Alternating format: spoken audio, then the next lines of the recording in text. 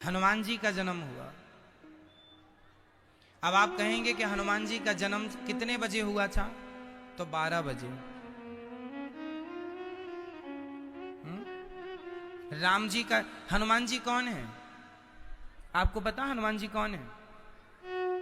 नहीं, कौन है बताओ बेटा, बैठे बैठे बताओ कौन है हनुमान जी? हैं? बाली?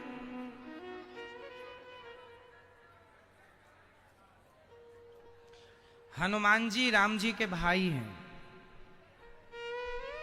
ये हम नहीं कह रहे, लिखा है। कहां लिखा? सुनो, तुम मम प्रिय, बोलो आगे, तुम मम प्रिय भरतहि सम भाई।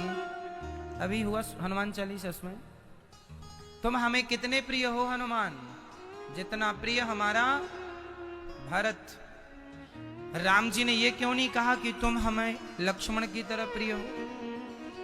क्योंकि लक्ष्मण तो हनुमान राम जी के संग 24 घंटे हैं।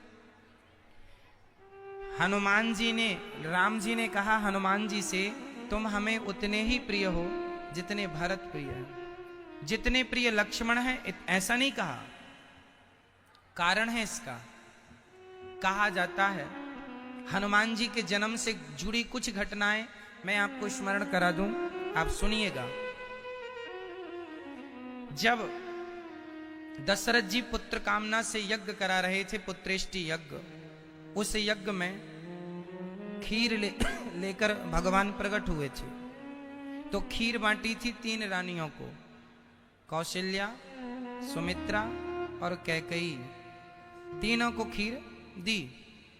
तो कौशल्या मां को जो खीर मिली, उन्होंने अपनी खीर के 3 हिस्से किए। एक हिस्सा तो खुद खा लिया, एक हिस्सा सुमित्रा जी को दिया। तो सुमित्रा जी ने लगे हाथ कौशल्या का दिया कि बड़ी बहन दे रही हैं। अच्छा, कौशल्या जी ऐसी थी कि जो मिलता था ना सब में बांट के खाया पिया करती थी। तो एक हिस्सा तो उन्होंने खुद ग्रहण कर लिया, पर उस एक के ही 3 हिस्से किए। एक खा लिया, एक सुमित्रा माँ को दिया, तो सुमित्रा माँ लगे हाथ खा गई। तो एक सुमित्रा जी ने जो खाया था वो एक उनका, एक और कौशल्या जी ने दिया 2 हिस्सा खाए सुमित्रा माँ ने। इसलिए सुमित्रा माँ के 2 बच्चे हुए। सुमित्रा माँ के 2 बच्चे कौन कौन? कौन बताएगा?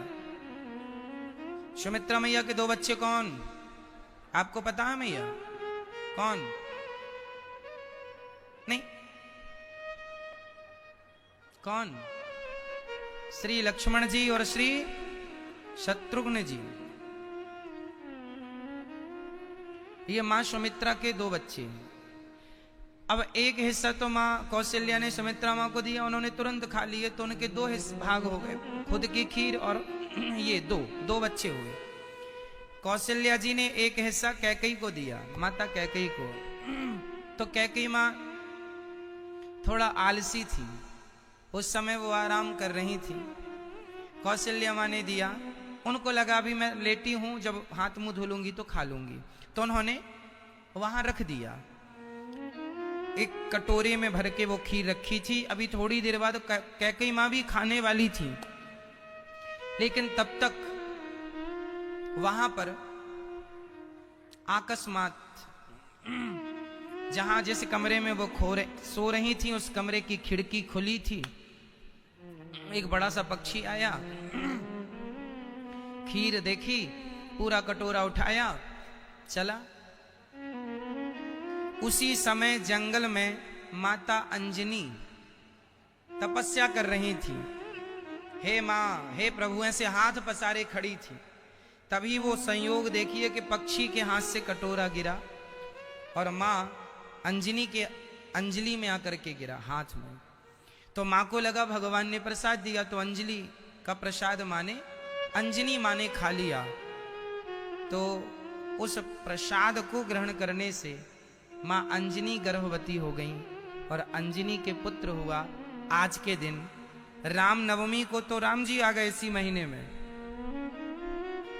ठीक कुछ दिनों बाद श्री हनुमान जी आ गए। तो अंजनी मां के गर्भ से प्रकट हुए। चूंकि वो खीर कैकेयी मां खा लेती तो हनुमान जी कैकेयी माँ के गर्भ से आते, परंतु इसलिए हनुमान जी को राम जी कहते हैं कि तुम मम प्रिय भरत ही सम भाई, तुम भरत की तरह प्रिय हो, क्योंकि तुम भरत की भाई ही बन के आने वाले थे। लेकिन वो माँ कैकेयी ने खीर खाने में देर लगा दी, तो खीर को विधाता ने ट्रांसफर कर दिया और अंजनी माँ ने खाया और अंजनी के द्वारा पुत्र हुआ। तो हनुमान जी का एक तो ये जन्म है कि ये राम जी के भाई हैं। दूसरा हनुमान जी का जन्म ये है, हनुमान जी के पिता तीन, आपने सुना होगा हनुमान जी के तीन पिताओं की कथा लिखी है सब जगह। पहले पिता शंकर सुवन, पहला शंकर सुवन, दूसरा केसरी नंदन, दो हो गए। तीसरा पवन पुत्र, कितने हो गए?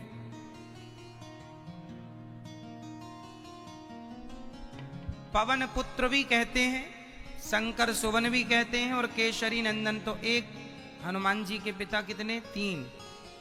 अब ये कैसे बात समझ नहीं आती लोगों को, हनुमान जी के जन्म। आज हनुमत रहस्य नाम की एक पुस्तक है, उसमें हनुमान जी का ये पूरा रहस्य दिया गया है।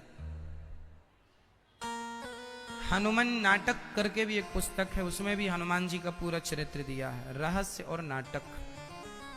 उनमें ये चर्चाएं मिलती हैं। ये चर्चाएं सब जगह मिलती नहीं हैं। हनुमान जी का चरित्र बहुत ज्यादा मिलता नहीं है, पर शास्त्रों में बहुत गूढ़ तरीके से हनुमान जी का ये चरित्र संक्षिप्त में लिखा हुआ है। कहा जाता है कि एक बार भगवान शंकर भगवान श्रीमन नारायण से बोले कि मैंने आपके सारे स्वरूप देखे हैं, एक बार मुझे अपना मोहिनी रूप दिखाओ। तो भगवान श्री नारायण भगवान ने कहा, शंकर जी ये रूप मत देखो, आप देखेंगे तो पागल हो जाएंगे। शंकर जी ने कहा, नहीं नहीं, हम तो काम को जीत चुके हैं। मोहिनी भगवान श्रीमन नारायण ने कहा, भले जीत गए हो, आज हार जाओगे, ना देखो तो ही अच्छा। नहीं नहीं, हमें तो आज मन है। जब भगवान श्रीमन नारायण ने अपने आप को मोहिनी बनाया, मोहिनी रूप में स्त्री बना लिया, मोहिनी अवतार लिया ना भगवान ने, स्त्री अवतार। जब भगवान मोहिनी बनकर आए तो भगवान शंकर ने जब मोहिनी भगवान को देखा तो देखते ही उनमें आसक्त हो गए। वाह, शंकर जी का मन डोल गया और शंकर जी मोहिनी भगवान के पीछे दौड़ने लगे। तो भगवान भागे, अरे शंकर जी रुको भाई। शंकर जी नहीं रुके, दौड़ पड़े। तभी मोहिनी भगवान को देखकर शंकर जी को रहा न गया और भगवान शिव का तेज निकल गया। उस तेज को भगवान श्रीमन नारायण ने, जो मोहिनी बने थे, तुरंत वो अपने नारायण रूप में आए और शिव जी के तेज को उन्होंने अपने हाथ में लिया और कहा कि यह शिव का तेज यदि पृथ्वी पर गिरेगा तो सारी पृथ्वी नष्ट हो जाएगी, सारी पृथ्वी नष्ट हो जाएगी। क्या करें इस तेज का? तभी गौतम नारी अहिल्या, गौतम जी की नारी अहिल्या की एक बेटी है अंजनी। अंजनी किसकी बेटी है? माता अहिल्या की। अहिल्या की बेटी को किसी ने बचपन में कह दिया था, अंजनी तुझे कुंवारे में बच्चा पैदा हो जाएगा। तब अंजनी ने प्रतिज्ञा कर ली थी कि मैं किसी पुरुष को कभी देखूंगी ही नहीं। उस दिन से वो जंगल गई, एक गुफा के अंदर रहती और वहीं भगवान का चिंतन करती हैं, किसी पुरुष को देखती भी नहीं है अंजनी माता। शंकर जी का तेज हाथ में लेकर भगवान श्रीमन नारायण चले, शंकर जी भी चले। तो वहां अंजनी गुफा में थी। तो संतों ने कहा, भगवान नारायण संत बन गए ना, साधु रूप बना लिया। अरे बेटी, हमें भूख लगी है, कुछ खाना पीना मिलेगा? अंजनी ने कहा जरूर मिलेगा, पर मैं किसी पुरुष का मुंह देखती नहीं हूं। एक काम करो कि ये दाना पानी हमसे यूं ही ले लो। माता अंजनी एक बड़ी जगह पर रहती थी, अंदर ही सब कुछ हो जाता था उनको, बाहर निकलने की जरूरत नहीं, कोई अंदर आता जाता नहीं था, केवल उनकी सखियां उनकी सेवा में रहती थी।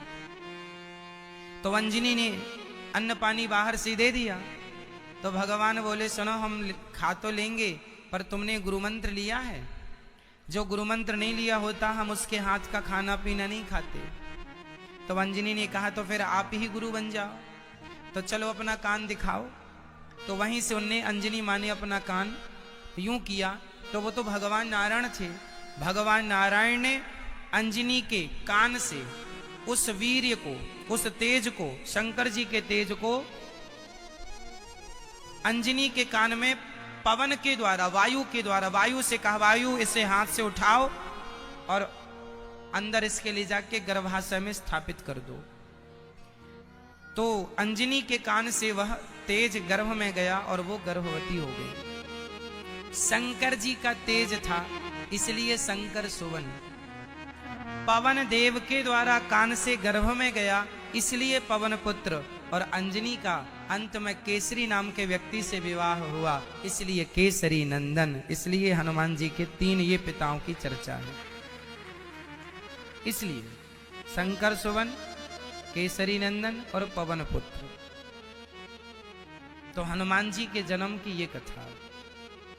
फिर केसरी से विवाह हुआ, फिर इनके हनुमान जी हुए और जन्म लेते ही पवन तनय बल पवन समाना, बुद्धि विवेक विज्ञान निधाना, कवन सो काज कठिन जग माही, जो नहीं होय तात तुम पाहि।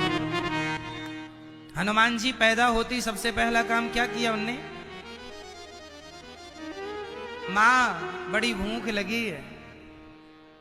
अच्छा देख वो पेड़ पर लाल लाल फल लगा हुआ है, जाके खा ले, पका हुआ है। माँ ने तो उंगली ऐसे खींची, हनुमान जी को लगा कि वो उसको कह रही है जो अभी अभी निकला है। कौन?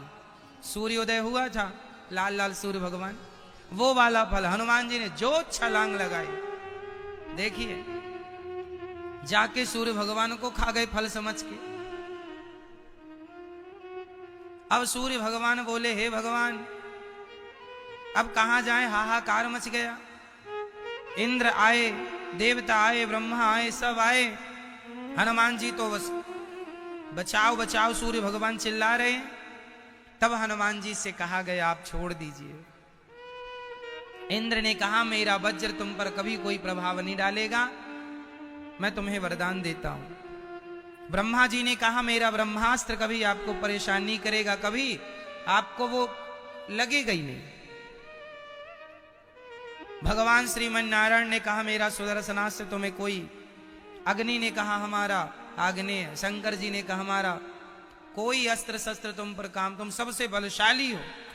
छोड़ दिया हनुमान जी ने, है ना। ऐसे वो मुंह फुलाए थे, सूर्य अंदर थे, भगवान ने ऐसे मारा तो सूर्य भगवान चले ऊपर, हनुमान जी नीचे आए। कुल मिला के हनुमान जी का चरित्र ये बता रहा है कि इस धरती पर ऐसा कोई काम नहीं है जो आप नहीं कर सकते।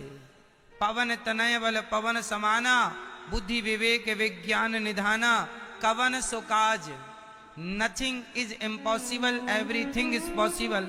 इसका अर्थ चौपाई में सुनो। चौपाई इसकी क्या है? कवन सो काज कठिन जग माही, कवन सो काज कठिन जग माही, जो नहीं होय तात तुम पाही। ऐसा कौन सा कार्य है जो हनुमान जी आप नहीं कर सकते? ऐसा कौन सा कार्य है जो मेरे भारतवासी आप लोग नहीं कर सकते? बताइए कौन सा कार्य है? हनुमान जी कितनी पॉजिटिव बातें, पॉजिटिव कथा है। कौन सा ऐसा कार्य है जो आप नहीं कर सकते? आज के हमारे जवान भाई बहन परेशान रहते हैं, महाराज जी हम सफल कैसे हों, हमें कामयाबी कैसे मिले? अरे कामयाबी सफलता कोई बड़ी बातें नहीं है। बस आप सीखो तो सही। क्या सीखना है? आप सदा पॉजिटिव रहो। एक सोच ये होती है कि मैं नहीं कर सकता, और एक सोच ये होती है कि मैं कर सकता हूं। और जो ये सोच के चलता है कि मैं कर सकता हूं, वो सच्ची कर लेता है। और जो सोच के ही निकलता है कि मैं नहीं कर सकता, वो कर भी सकता था पर सोच ही लिया कि नहीं कर सकता, इसलिए नहीं होता। इसलिए हनुमान जी कोई सोच के नहीं चले थे कि मैं सूर्य को खा जाऊंगा, लेकिन चल पड़े तो खा भी लिया। अरे चल पड़ोगे कामयाबी की ओर तो कामयाब हो भी जाओगे। अभी तो चले ही नहीं, सोच रहे हैं कामयाब होंगे क्या, होंगे क्या, हो जाएंगे क्या। अरे सोचा विचारी करने में समय ना वेस्ट करो, चल पड़ो। क्यों नहीं होंगे? हमारे यहां नेगेटिविटी है ही नहीं। मैंने एक माँ के बारे में सुना, मैया सच्ची घटना है, कहाँ की है ये मुझे ज्ञान नहीं, उस माँ का नाम क्या है वो भी मुझे बुद्धू को पता नहीं, पर इस घटना को जब मैं सुना तो वाह, गदगद हो गया दिल।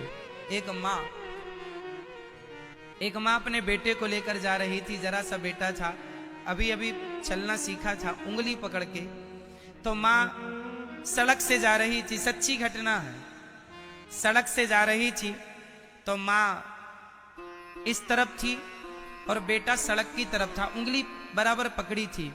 तभी अचानक पीछे से एक गाड़ी आई, और गाड़ी जब आई तो वो गाड़ी का जो ड्राइवर था वो बैलेंस भूल गया, भटक गया, और गाड़ी उसके बच्चे के ऊपर जाके चढ़ गई। बच्चा दोनों पहियों के बीच में दब गया, और वो माँ वहां कोई नहीं था। उस माँ ने जब देखा कि मेरा बच्चा गाड़ी के नीचे दबा है, ना जाने कहां से ताकत आ गई मेरी माँ, उस अकेली महिला ने उस गाड़ी को उठा लिया आगे की तरफ से और अपने बच्चे को निकाला। पूछा गया उस महिला से, तुम कोई बॉडी बिल्डर हो, जिम में जाती हो? नहीं नहीं, मैं तो घर में झाड़ू पोंछा वाली महिला हूं। इतनी ताकत कहां से आई?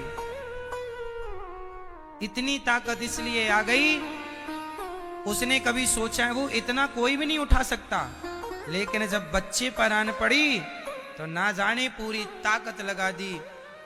मेरी माँ, जब पूरी ताकत लगा के आप आगे बढ़ेंगे तो कोई है ही नहीं जो आपको रोक सके कामयाब होने से। उस नारी ने, अकेली महिला, आप जितनी महिलाएं बैठी हो ना, सच्ची तो यह है कि आप भूल चुकी हो कि आप कौन हो। आज का इंसान अपनी ताकत जानते ही नहीं, मैं कितना ताकतवर हूं। अकेली, वो क्यों? उसका बेटा था, किसी और कोई और होता तो शायद उससे गाड़ी ना उठती, लेकिन अपने बेटे के लिए मेरा बेटा उठा लिया, बचाया अपने बच्चे को, पूरा जोर लगा दिया। बस यही है सफलता का मूल मंत्र। उस दिन आदमी सफल हो जाएगा जिस दिन पूरा मन, पूरा जोर, पूरी एनर्जी, पूरी ताकत एक जगह लगाएगा, एक काम के लिए उठा लेगा। आप लोग बटे हुए हैं, थोड़ा ये भी कर लें, थोड़ा ये भी कर लें, थोड़ा 10 कदम चले, अरे ये रास्ता अच्छा नहीं है, फिर वापस आए तो 10 कदम गए थे, 10 कदम लौटे, 20 कदम, 20 कदम वापस आए, और 20 कदम का जो समय जाया हुआ, खर्च हुआ, वो अलग। यदि और आगे बढ़ते तो 20 कदम, 10 कदम और 20 कदम हो जाते, और आगे चलते तो वहीं मंजिल मिल जाती, लेकिन जाकर वापस भी तो आ गए। ये व्यक्ति कभी सफल नहीं हो सकता जो पलट पलट के देखता है। कुल मिला के कहना यह है कि ईश्वर भी उसकी मदद करते हैं जो अच्छे सच्चे रास्ते पर चलते हैं। ईश्वर ही आपको वो शक्ति देते हैं कामयाब होने की। आप बस जिद कर लो, ठान लो कि हमें सफल होना है, कामयाब होके ही रहना, खत्म बात। हमें कोई किंतु परंतु, कोई किंतु नहीं, कोई परंतु नहीं, कामयाब होना है, काम करना है बस। Nothing is impossible, everything is possible. कुछ भी नहीं है ऐसा कार्य जो आप नहीं कर सकते। कोई भी ऊंचाई, चाहे एवरेस्ट की चोटी ही क्यों ना हो, इस धरती पे कोई इतना ऊंचा है ही नहीं जिस ऊंचाई तक आप ना पहुंच सकें। बताइए, हम तो कल्पना चावला तो अंतरिक्ष में चली गई, तुम एवरेस्ट की चोटी की बात करते हो। एवरेस्ट की चोटी तो वो लड़की चढ़ गई जिसके दोनों पांव टूट चुके थे, दोनों पांव कट चुके थे, वो भी चढ़ गई थी। बिना पांव के अपाहिज लड़की एवरेस्ट की चोटी चढ़ गई, अभी भी वो लड़की जिंदा है। ठीक है, फिर अपाहिज किसे कहते हैं? जिसके पांव नहीं है वो, या जिसके पांव हैं पर करने का दिल नहीं है, करने का मन नहीं है। जिसके हाथ पांव सलामत हैं पर करने का कोई मन नहीं, दिल नहीं। एक्चुअली ये लोग अपाहिज हैं, जो अपने मस्तिष्क से अपाहिज हैं, जो करना ही नहीं चाहते, जो बढ़ना ही नहीं चाहते। असली अपाहिज ये लोग, जो सफल होते ही नहीं, होने नहीं चाहते। महाराज जी, हम तो अपने बाप के टुकड़ों पे पल रहे हैं, इतना अच्छा हमें चाहिए ही नहीं। लो, हमें तो बाप कमा के रख गया है, हम तो खूब सुंदरी को ले आते हैं, यही नचाते हैं, शराब वराब पी के मस्त रहते। लो, बाप की कमाई बच्चे ने उड़ाई और बाप बोला मैं स्वर्ग जा रहा हूं। लिखा है स्वर्गीय फलाने। काहे का स्वर्ग? तुम्हारी औलाद तुम्हें स्वर्ग में रहने देगी? गए भी होगे तो घोड़ा मार के भगाएंगे। चल, तेरा बेटा देख क्या कर रहा है। बच्चे गलत काम करने लगे तो बाप स्वर्ग से निकलकर नरक चला जाता। ट्रांसफर वहां भी होता है। और तुम नरक गए हो और तुम्हारे बच्चे सही रास्ते पर हैं, धर्म कर्म कर रहे हैं, तो तुम्हारे बच्चों के पुण्य से तुम नरक से निकल के स्वर्ग में चले जाओगे। ये होता है। बच्चों का किया माँ बाप को मिलता है और माँ बाप का किया बच्चों को मिलता है। पुण्य पाप भोगना तो पड़ता ही है। कुछ इस विषय पर बहुत गंभीर चर्चा करेंगे, तब सब चीजें स्पष्ट होंगी। बस ये समझो कि आप कोई भी गलत, हरिद्वार में एक चोर था, जो भी नहाने कपड़ा उतारे वो उसके कपड़े लेके भाग जाए, तो उसके पूर्वज बोले हे भगवान, ये मेरी औलाद देखो, खुद तो पुण्य करता नहीं है, जो हरिद्वार पुण्य करने आते हैं उन्हीं का पैसा चुरा लेते। हम कैसे बच्चे पैदा करके आए हैं, संस्कार तो दिए ही नहीं। यमराज जी देते कोड़े पे कोड़े, ले देख तेरा बच्चा चोरी कर रहा हुआ, जितनी बार चोरी करे उतने पड़े उसको वहां पे। लेकिन आदमी समझता नहीं है, उसे लगता है कि हम जो कर रहे हैं हम चतुर हैं, हम अच्छे हैं। तो कुल मिला के हमें पाप से बचना है, पुण्य की ओर बढ़ना है। श्री हनुमान जी के जन्म की बड़ी चर्चाएं हैं। हनुमान जी तो हनुमान जी हैं, क्या कहें, इस कोई शब्द नहीं है। हनुमान जी की तारीफ करते करते तो राम जी को ये कहना पड़ा कि हनुमान जी, मैं आपका ऋण अब कभी चुका ही नहीं सकता, मैं तो आपका सदा के लिए ऋणी हो गया हूं। क्योंकि ऋण तब चुकेगा कि जब मेरे ऊपर संकट आया तो आपने मेरी रक्षा की, जब आप पर संकट आएगा तब मैं आपकी मदद करूं, तब तो ऋण चुकेगा। राम जी बोले नहीं, मैं तो आपका ऋण चुकाना ही नहीं चाहता, क्योंकि मैं नहीं चाहता कि मेरे हनुमान पर कभी कोई संकट आए, मैं चुकाना ही नहीं चाहता। ऐसा राम जी कहते हैं, मैं सदा ऋणी बना रहना चाहता हूं अपने हनुमान का। ये हनुमान जी साक्षात भगवान शंकर हैं। हनुमान जी कौन है? साक्षात भगवान शंकर जी हैं। त्रेता युग में शंकर जी राम जी के पास क्या बन के थे? त्रेता युग में राम जी के संग शंकर जी क्या बनकर थे? बोलो, क्या बनकर थे? क्या बनकर थे? बोलो जोर से। हनुमान। और द्वापर में श्री कृष्ण के संग शंकर जी क्या बनकर थे? भगवान श्री कृष्ण के संग भी हनुमान शंकर जी थे। किस रूप में थे? बांसुरी। भगवान श्री कृष्ण के हाथ में ये जो बांसुरी है, ये बांसुरी साक्षात भगवान शंकर ही बांसुरी बनकर आए हैं, शंकर जी ही बांसुरी हैं।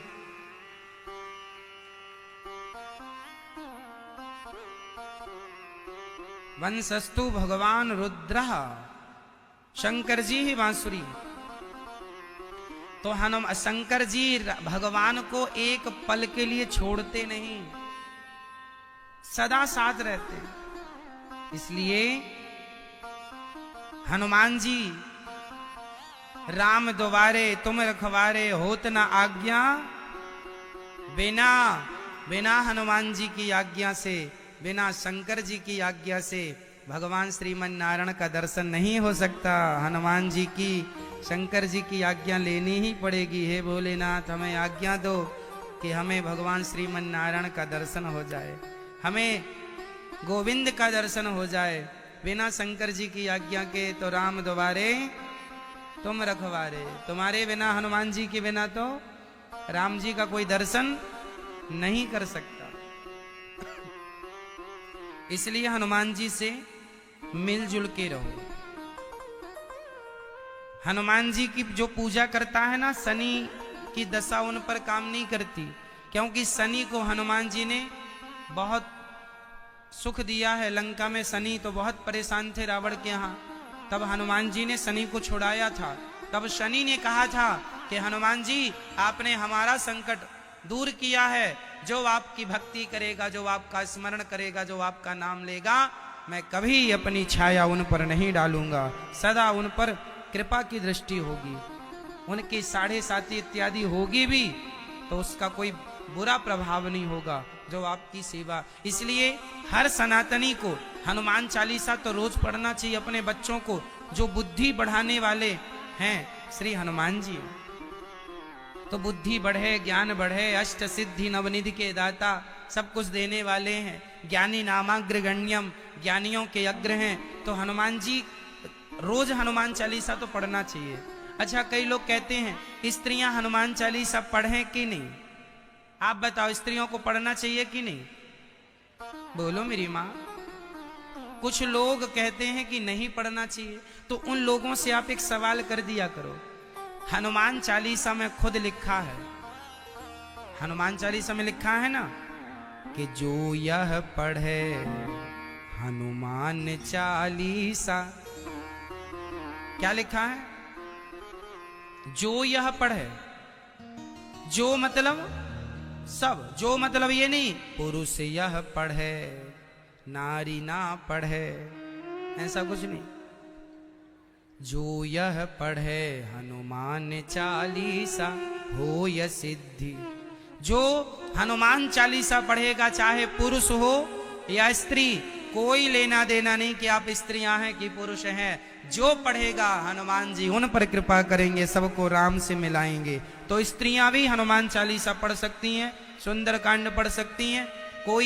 कई लोग अज्ञानवश, लोगों को ज्ञान होता नहीं और ये अज्ञान फैला देते हैं कि नहीं जी स्त्रियां नहीं, सब पढ़ सकती हैं। लिखा ही है उसमें, जो यह पढ़े, सबके लिए, कोई मना ही नहीं है किसी के लिए। जो आदमी मना कर रहा है मतलब वो अध कचरा ज्ञानी है, उसको वो ज्ञान नहीं है, कुछ अधूरा है।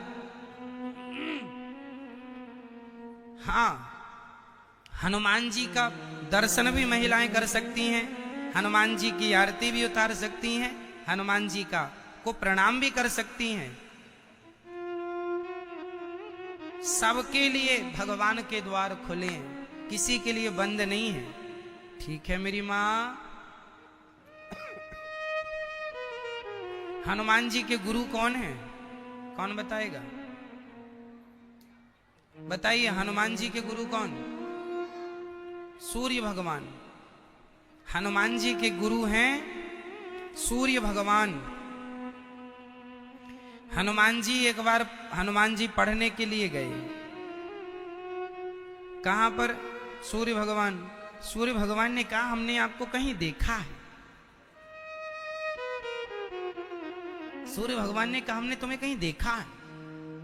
जब ध्यान से देखा, अरे तुम तो वही बालक हो जिसने हमें गुरु को ही खा लिया, और अब क्या फिर से खाने आए हो? हनुमान जी नहीं, अब खाने नहीं, पढ़ने आए हैं। भगवान बोले तुम क्या पढ़ोगे, तुम तो अपने गुरु को खा लेते हो। हम नहीं पढ़ाएंगे तुम्हें, अपना चेला नहीं बनाएंगे, पहले खा गए थे और अब कहीं हमने तुम्हें चेला बना लिया तुम फिर खा गए तो नहीं बनाएंगे। हनुमान जी बोले प्रभु तब अज्ञानी था, आप तो कृपा करो।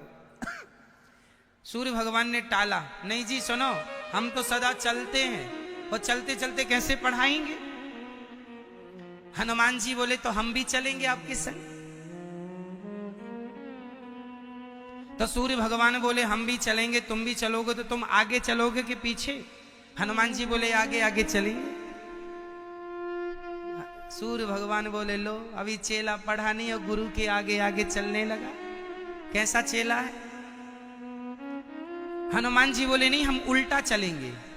सूर्य भगवान बोले लो हो गई पढ़ाई, पढ़ेगा और उल्टा चले पढ़ने के बाद भी, कैसा चेला। बोले आप सीधे आएंगे ना तो हम आपकी देखते देखते उल्टा चलेंगे, आप हमें पढ़ाते चलना। सूर्य भगवान ने कहा नहीं, पढ़ाई लिखाई तो स्थायी होती है, चलते फिरते कोई पढ़ाई होती है। हनुमान जी बोले प्रभु कृपा करो। और हनुमान जी सूर्य भगवान रीझ गए और अंत में सूर्य भगवान ने उन्हें खूब पढ़ाया और पढ़ा करके ज्ञानी नाम अग्रगण्यम, खूब पढ़ा लिखा करके योग्य बना दिया, सब कुछ दे दिया सूर्य भगवान ने। जब गुरु दक्षिणा हनुमान जी ने दी, गुरु जी अब आज्ञा मांग दो, हम क्या दक्षिणा दें। भाई चेले का धर्म है, गुरु जी से पूछे गुरु जी दक्षिणा क्या चाहिए। तो हनुमान जी ने कहा गुरु जी क्या चाहिए आपको। तो सूर्य भगवान ने कहा कि एक वचन दो। मेरा बेटा सुग्रीव रहता है धरती पर, सूर्य पुत्र है सुग्रीव और इंद्र पुत्र है बाली। तो सुग्रीव जो है, हनुमान जी ने कहा तुम सदा सुग्रीव की रक्षा करना, तुम सदा सुग्रीव के संग रहना, जाओ। इसलिए हनुमान जी सदा सुग्रीव के संग रहते हैं। जब राम जी जंगल आए ना तो सुग्रीव ने भेजा था कि जाओ देखो ये दो बच्चे कौन आए हैं। तो हनुमान जी गए थे और अपने कंधे पर बिठाकर लाए थे राम लक्ष्मण को, और सुग्रीव से मित्रता हनुमान जी ने कराई थी राम जी की।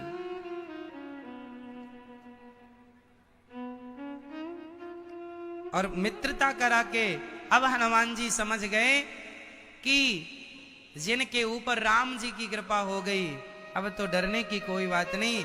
जब तक सुग्रीव राजा नहीं बन गए तब तक हनुमान जी उन्हें छोड़कर नहीं गए, और जब राजा बन गए तब तो गुरु को दिया वचन पक्का हो गया, क्योंकि बाली से खतरा था ना सुग्रीव को। तो बाली मरा, सुग्रीव राजा बने।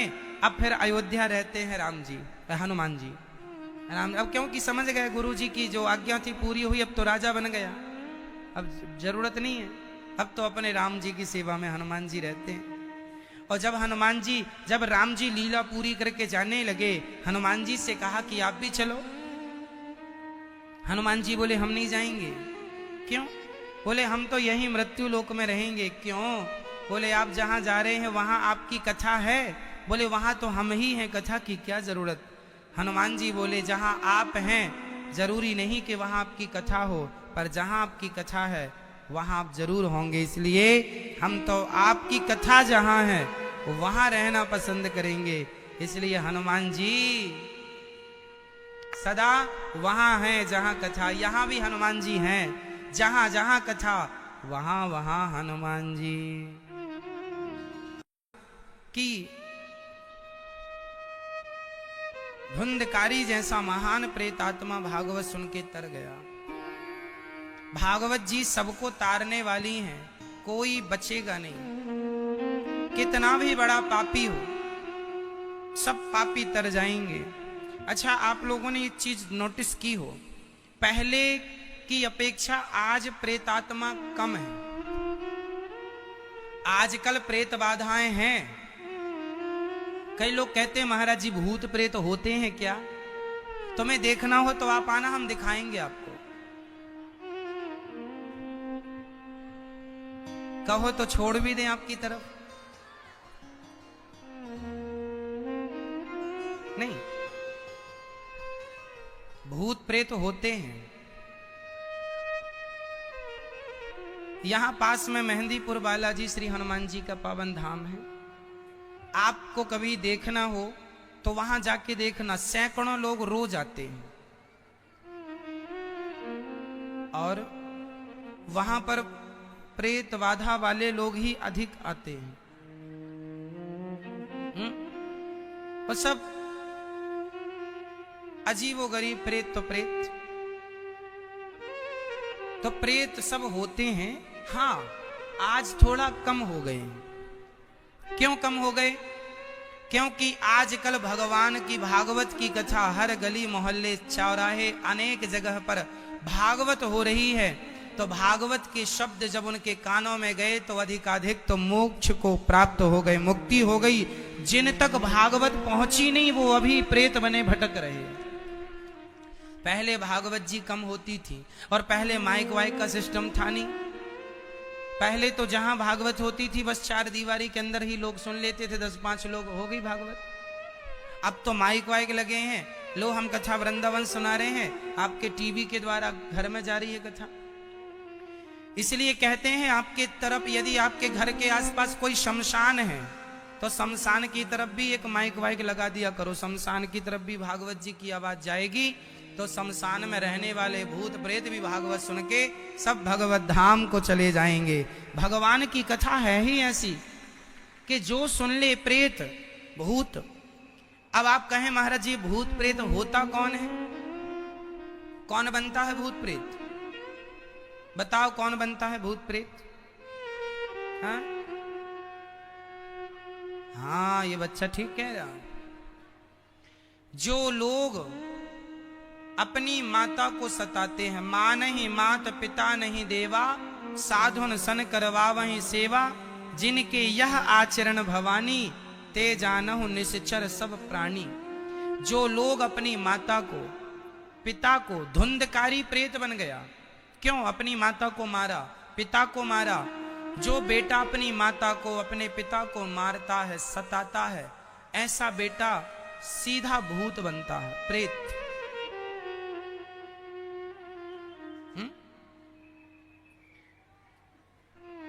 और जो आप लोग ना भूत प्रेत बनते, सामान्य लोग भूत बनते हैं। अब जैसे महिलाएं हैं, महिलाएं भूत नहीं बनती। जो महिला अपनी सास की सेवा नहीं करती, जो अपने पति को छोड़कर पराये पुरुष के संग रहती है, जो स्त्री गलत काम करती है, अपने सास ससुर की सेवा ना करे, उल्टी काम करे, ऐसी नारी जब मरती है तो फिर वो भूत नहीं, वो चुड़ैलन बनती है। हाँ भाई, भूतों में भी तो सब होते हैं ना, भूत, डाकिनी, पिशाचिनी। तो जो छोटा मोटा पाप करेगी वो चुड़ैलन बन जाएगी, जो ज्यादा वीआईपी पाप करेगी वो डाकनी बनेगी, और वीआईपी पाप पिशाचिनी, पिशाच की पिशाचिनी। फिर तुम्हें वहां पति रूप में पिशाच मिलेगा। वही अपने पति को छोड़कर जो दूसरे पुरुष से संबंध रखती तो वो पुरुष भी बनेगा पिशाच। तो तुम पिशाच नहीं बनना, फिर वहां पे रहना संग पिशाच नहीं बनके। और जो ब्राह्मण अभिमान करता है, पढ़ाई लिखाई का घमंड करता है, ऐसा ब्राह्मण यदि पढ़ लिख करके भी भक्त ना बना और अहंकारी बन गया, फिर वो ब्राह्मण मरकर ब्रह्म राक्षस बनता है। उसका कौन सा स्थान, क्या नाम पड़ता उसका? ब्रह्म राक्षस। कई लोग कहते हैं ना यहां ब्रह्म राक्षस रहता है, तो ब्रह्म राक्षस केवल ब्राह्मण ही बनते हैं। वो भी वो ब्राह्मण जो पढ़ लिख कर भक्त ना हो करके अहंकारी हो गए, अपनी विद्या का घमंड कर रहे हैं, दूसरों को नीचा दिखाने के लिए ही अपनी विद्या का उपयोग कर रहे हैं। इसलिए हमारे शास्त्र कहते हैं, विद्या विवादाय धनम मदाय शक्ति परेशान परिपीडनाय। खलस्य साधो विपरीतमेतत् ज्ञानाय दानाय च रक्षणाय। यदि गलत आदमी के हाथ विद्या आ जाए तो विद्या विवाद का कारण बन जाती है। विद्या विवादाय, गलत आदमी के पास धन आ जाए तो उसका आया हुआ धन उसके अहंकार का कारण बन जाता है। दूसरे गलत आदमी के हाथ शक्ति आ जाए तो वो अपनी शक्ति का दुरुपयोग करता रहता। और यदि कोई सज्जन आदमी के हाथ धन आ जाए तो वो आप लोगों की तरह धर्मात्मा बन के वृंदावन में बैठ के भागवत सुनता है, सेवा करता है। तो आप जैसे अच्छे सच्चे लोगों के पास धन आए, शक्ति आए, बल आए तो आप उसका सदुपयोग करते हैं। अब किसी गलत आदमी के पास पैसा आ गया तो वो शराब खरीद के ले आएगा, और आप लोगों के पास पैसा आता है तो आप लोग सोचते हैं कि आप लोग थोड़ा दान कर ले, थोड़ा पुण्य कर लें, थोड़ा अच्छा कर लें, भूखे को रोटी मिल जाए आपके द्वारा, आप अच्छा सोचते हैं। तो यही है। तो धुंधकारी प्रेत बना क्योंकि उसने अपनी माता को मारा, पिता को मारा। आजकल के बच्चों को पता नहीं क्या हो गया। आज मेरे पास एक मैया जी आई, उन्होंने कहा महाराज जी हमारे बेटे ने हमें रखा नहीं घर में। हमने कहा मैया जरा बेटे से बात कराओ। तो बेटे से हमने बात की, आज की ही बात है ताजी।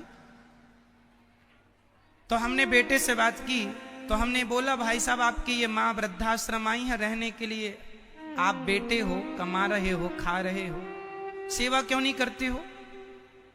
बोले महाराज जी हमारी पत्नी और हमारी माँ की जरा पटती नहीं है, दोनों का तालमेल बैठता नहीं है।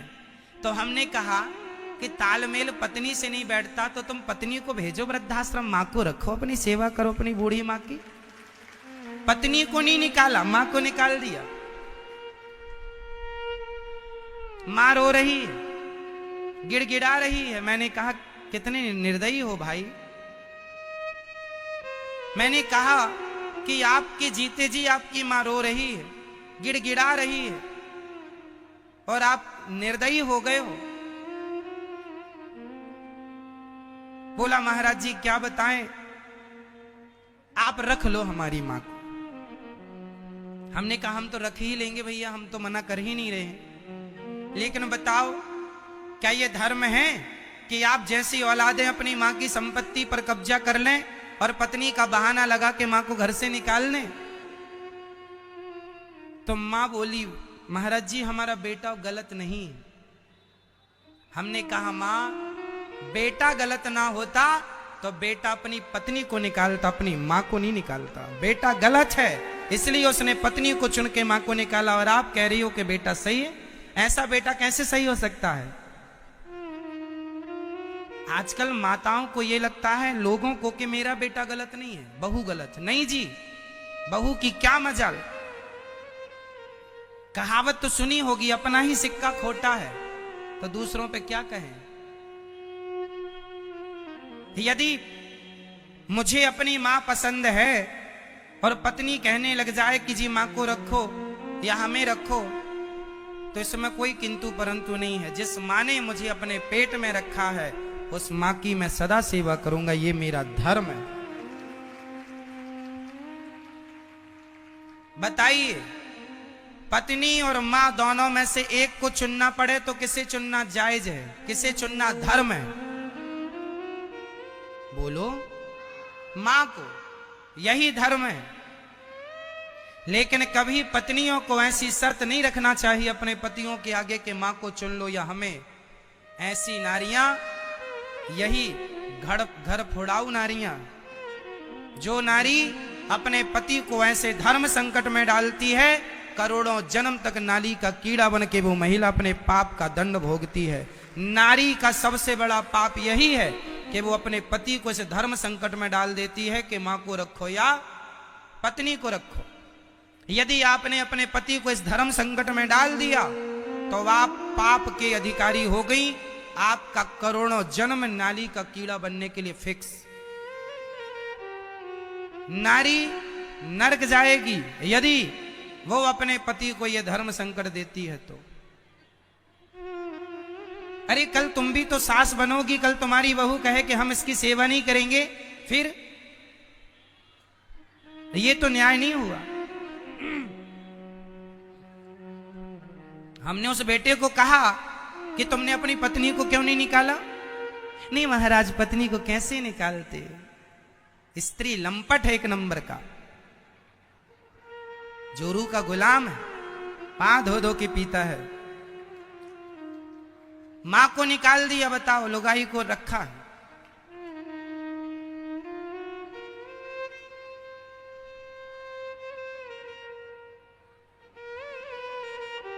ऐसी बताइए बड़ी विडंबना है। माओ की सेवा करना हर पुत्र का धर्म होता है। हर बेटे का परम धर्म है कि वो अपनी अपनी माओ की सेवा करें, अपनी पत्नियों को भी समझा कर रखें, और अपनी माँ और अपनी पत्नी को दोनों को लेकर चलना होता है। केवल मैं पत्नी को लेकर चलूं, माँ को नहीं, तो मैं सच्चा गृहस्थी नहीं हूं। राम जी अपने पिता के लिए, अपनी मां के लिए अपने अयोध्या को छोड़ दिए कि नहीं? धर्म के लिए लक्ष्मण जी ने अपनी पत्नी को 12 साल छोड़ा कि नहीं? अपने भाई के लिए, अपने धर्म के लिए। हम ये नहीं कहते कि अपनी पत्नियों को छोड़ दो, किसी का घर ना टूटे, हम तो ये भगवान से प्रार्थना करते हैं पत्नी को भी मत छोड़ो, पर मां को क्यों छोड़ रहे हो ये बताओ। पत्नी के पास तो ऑप्शन है कि मायके चली जाएगी, माँ के पास तो अब ऑप्शन भी नहीं है, कहां जाएगी, मायका भी नहीं रहा बुढ़ापे में। क्यों जी? वो तो दर दर की ठोकर खाने के लिए मजबूर है, कौन खिलाएगा उसे रोटी, कहां जाएगी? बीमार हो जाएगी तो कौन दवाई करेगा? जब बच्चों की जरूरत पड़ती है मां को, तभी बच्चे, और नाम लगाते हैं पत्नियों का। महाराज जी पत्नी की गलती, पत्नी की नहीं, तुम्हारी ही गलती है। इसलिए पुरुष को न्याय करना चाहिए। अपनी पत्नी के संग भी न्याय करो और अपनी मां के संग भी न्याय करो। ना मां के संग अन्याय होना चाहिए, ना पत्नी के संग अन्याय होना चाहिए। यही पुरुष का धर्म है। कई बार पत्नियां सही होती हैं, माओ के भड़काने पर बेटे अपनी पत्नियों को छोड़ देते हैं, ये भी गलत है। एक पुरुष अच्छा वही पुरुष है जो अपने सही गलत का निर्णय खुद लेना सीखे, सेल्फ डिपेंड बने, आत्मनिर्भर बने। वो अपना डिसीजन खुद ले के मेरे लिए क्या सही है, मेरी पत्नी सही है या माँ सही है, मुझे पत्नी को भी लेकर चलना है, माँ को भी लेकर चलना है, दोनों को लेकर चलना है। एक तरफा न्याय का कोई जज कर दे तो वो जज कैसा जज होगा? बिना दलीलें सुने न्याय कोई करता है जज? तो आपको अपनी पत्नी की भी सुननी चाहिए, अपनी मां की भी, और दोनों बनी रहें, इसके लिए प्रयास करना चाहिए। फिर भी पत्नी जिद करे कि ना जी हम तो आपकी मां के संग नहीं रहेंगे, तो फिर उस पति को अपनी पत्नी के आगे हाथ जोड़ लेना चाहिए कि यदि आप मेरी मां के संग नहीं रहेंगी तो फिर मैं भी आपके संग कैसे रह पाऊंगा, बिना मां के मैं कैसे रहूंगा। फिर ये मां के पक्ष में न्याय चला गया। पहले समझाओ, जरूरत ही ना पड़े विवाद की, पर जब निर्णय की जरूरत पड़े तो बेटे को सदा मां के पक्ष में होना चाहिए, सदा मां के पक्ष में होना चाहिए। माना कि मां गलत है, माना कि मां जिद्दी है, माना कि मां गालियां देती है, माना कि मां अपराधी है, फिर भी बेटे को मुझे जन्म देने वाली मां है, फिर भी ये माटी, ये धर्म, ऋषि मुनि, बड़े बुजुर्ग सब यही कहेंगे भले तुम्हारी मां गलत है, फिर भी सर कटा के भी सेवा करना पड़े तो मां के लिए सर कटा दो, क्योंकि मां ने जन्म, ये शरीर यदि मेरा है तो मां का दिया हुआ है, इसलिए उस मां की सेवा करना धर्म है। चाहे वो गाली दे, चाहे वो कुछ भी करे, धर्म मतलब धर्म है। कुछ माएँ होती हैं, कुछ माएँ ऐसी भी होती हैं जो अपने बेटों के साथ गलत करती हैं, गलत आचरण करती हैं। कुछ माएँ ऐसी भी होती हैं जो अपने बेटा बहू को फोड़ा देती हैं, मतलब लड़ा देती हैं। मंथरा बन के काम करती रहती, मंथरा वाला काम। फिर भी क्या करोगे, वो नारियां घोर नरक जाएंगी। यदि माँ भी गलत करती है कि अच्छी बहू है और उसे बेटे के खिलाफ भड़का दिया, बेटे को बहू के खिलाफ, तो ऐसी स्त्री माँ वो भी नरक जाएगी, वो अपना किया दंड भोगेगी। पर बेटे का धर्म है कि अपनी पत्नी को भी लेकर चलना है। आप फिर वहां आप देख लीजिएगा कि कौन सही है कौन, वो तो वहां देखने से पता, कंडीशन देखने से पता लगेगा ना कि कौन सही है कौन गलत। फिर जो सही है आपको उसका पक्ष लेना है, ठीक है। वो न्याय फिर आपके ऊपर है, क्योंकि हर घर की कंडीशन अलग अलग है, इसलिए एक बात सब पे नहीं थोपी जा सकती। सही है। एक तराजू में हर धातु नहीं तुलती ना मेरी मां। सोना तौलने की तराजू अलग होगी, आलू तौलने की तराजू अलग होगी, गेहूं चावल तौलने की तराजू अलग होगी। क्यों जी? जिस तराजू में सोना तुलता है उस तराजू में आलू नहीं तुल सकता। क्यों? सही। सोना तौलने की तराजू इतनी सी होती है ना, छोटी सी। सही है ना मेरी मां? चल, इसलिए कंडीशन, स्थिति, सिचुएशन क्या है, वो क्या कंडीशन है, क्या निर्णय लेना, वो आपका है। पर फिर भी हर बेटे का धर्म है अपनी मां की सेवा करना, यही सत्य है। हर बेटे का धर्म है अपने पिता की सेवा करना, यही सत्य है। मनुष्य का धर्म क्या है? मनुष्य का धर्म है सेवा करना। इसलिए ये दास अनिरुद्ध सेवा करता है। हर वृद्ध माओं की, जरूरतमंदों की सेवा करना हमारा धर्म है।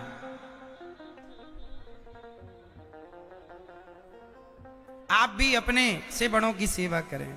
अब भगवान सगुण है कि निर्गुण है, इस बात पर चर्चा कल भी हो रही थी, प्रश्नोत्तरी में आज भी कर लेते हैं। भगवान सगुण है या निर्गुण है? ईश्वर क्या है? ईश्वर दोनों है।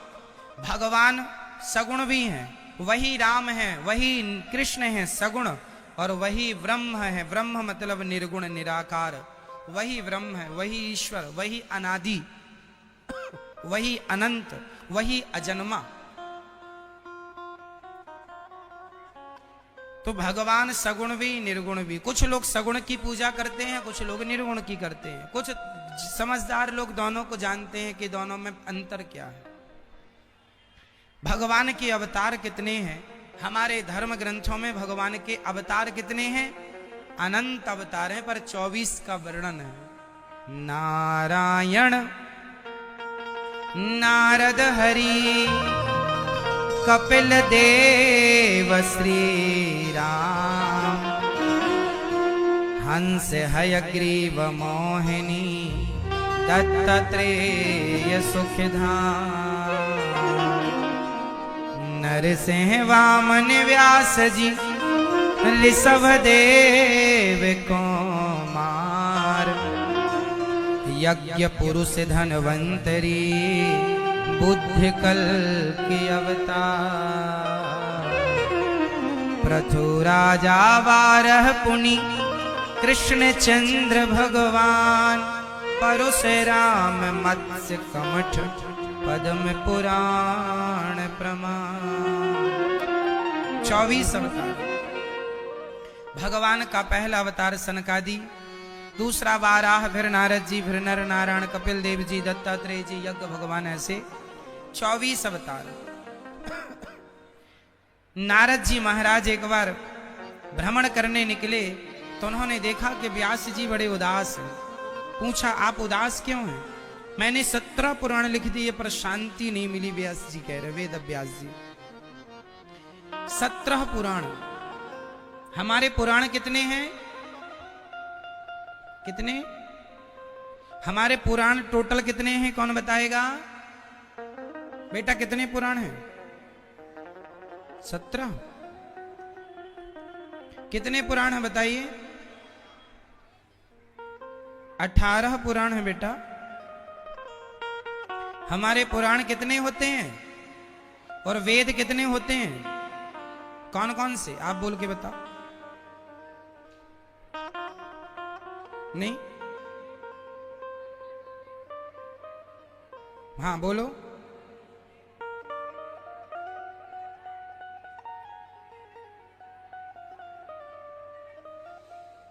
कोई पुराण 17 कह रहा है, कोई वेद 4 कह तो रहा है, पर 3 के नाम याद हैं, एक भूल गए। 18 पुराण होते हैं हमारे। 18 पुराणों का नाम है इस प्रकार।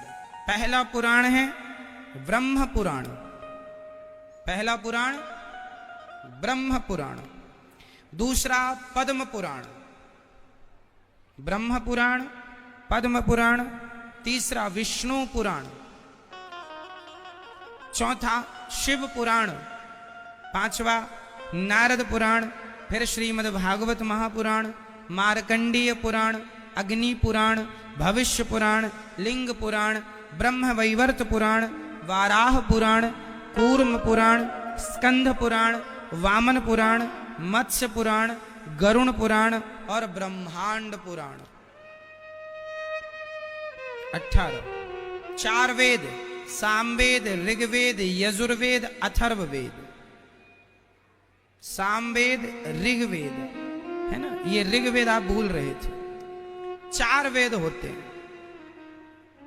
चारों वेदों से ही हमारे यहां इस धरती पर जितना ज्ञान विज्ञान निकला सब वेदों की देन है। सामवेद से गंधर्व वेद निकला। इस धरती पर जितनी भी गायन विद्या है, संगीत है, सारा संगीत हमारे वेदों से, सामवेद से प्रकट हुआ है। संगीत कौन सा वेद है? सामवेद। यजुर्वेद से धनुर्वेद निकला। जितने भी युद्ध कलाएं हैं, युद्ध में उपयोग होने वाली जितनी भी सामग्री है, बंदूक, तोप, बम, मिसाइलें, ब्रह्मास्त्र, सुदर्शनास्त्र इत्यादि, धनुष, बाण, ये सबको बनाने की जो पद्धति है, प्रक्रिया है, टेक्नोलॉजी है, ये सब हमारे यजुर्वेद से निकली है।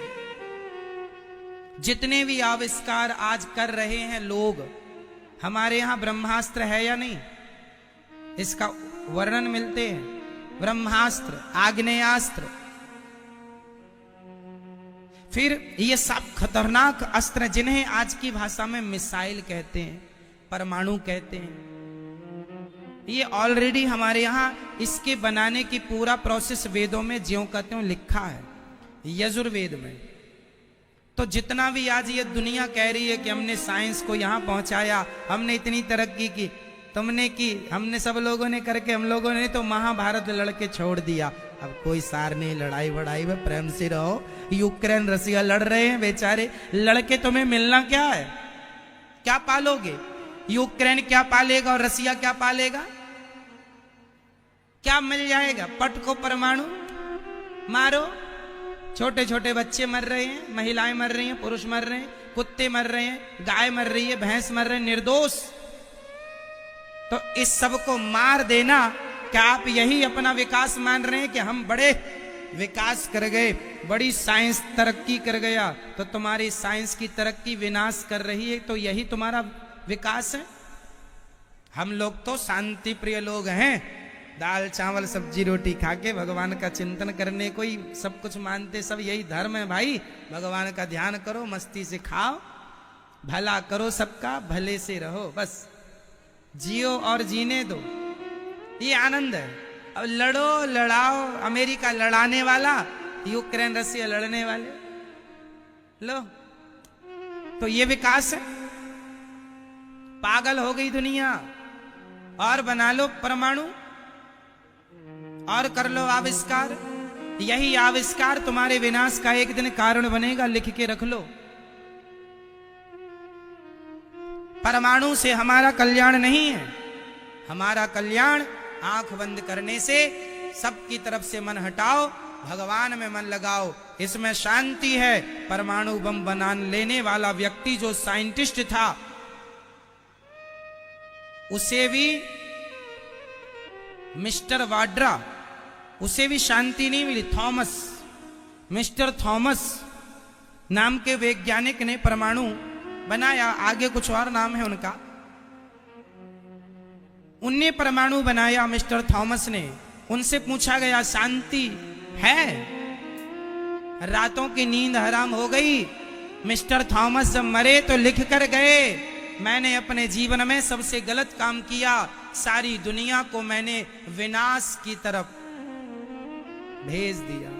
आज एक देश ने परमाणु बनाया, देखकर दूसरे ने, देखकर तीसरे ने, आज हर देश के पास लगभग परमाणु है और वही परमाणु की धमकी दिए जा रहे हैं। रसिया क्यों इतनी आंख दिखा रहा? क्योंकि उसके पास 5000 परमाणु है, लगभग 5000। फिर चलो, जिसके पास जितना परमाणु वो उतना शक्तिशाली कह रहा है, लेकिन हम कहते हैं जिसका मन जितना भगवान में लगा है वह उतना ही शक्तिशाली है, वह उतना ही शांत है, उतना ही आनंदित है। अब आप तौल कर देखो कि परमाणु में शांति है कि ईश्वर के चिंतन में शांति?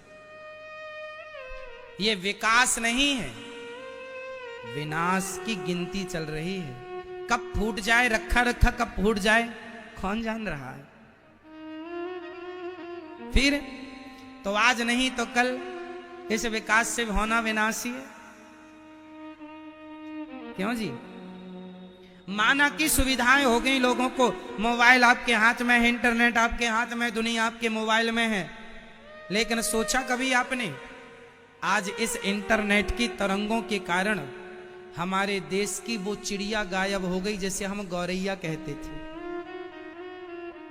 सोचा आपने? पहले कितनी चिड़िया, हमें याद है कि हम जब गांव में भोजन करने बैठते थे ना, तो वहां आंगन में ढेर सारी चिड़िया आती थी। खाते खाते हम लोग चावल ऐसे फेंकते थे तो चिड़िया खा जाती थी। कहां गए वो दिन? आज जो इंटरनेट की जो तरंगें, जो 4G 5G, इसका जो नेटवर्क है ना, इसके जो वाइब्रेशन है, इससे चिड़िया डैमेज हो गई, मर गई। पूरे जंगल, आज मैं बड़े बड़े जंगलों में गया हूं, सारे जंगलों में सन्नाटा है, एक चिड़िया की चहक नहीं। वो गौरैया जो घर घर फुदक्का करती थी, गौरैया का आना बड़ा शुभ माना जाता था। माना कि हम लोगों ने खूब विकास कर लिया, तरक्की कर ली, पर प्रकृति से इतना बड़ा छेड़छाड़ कर दिया है कि जिस दिन वो करवट लेगी ना, वही परिणाम होगा जैसे केदारनाथ में हुआ था। वो भी करवट थी। इसलिए ठीक है, मोबाइल के बिना भी जीवन था।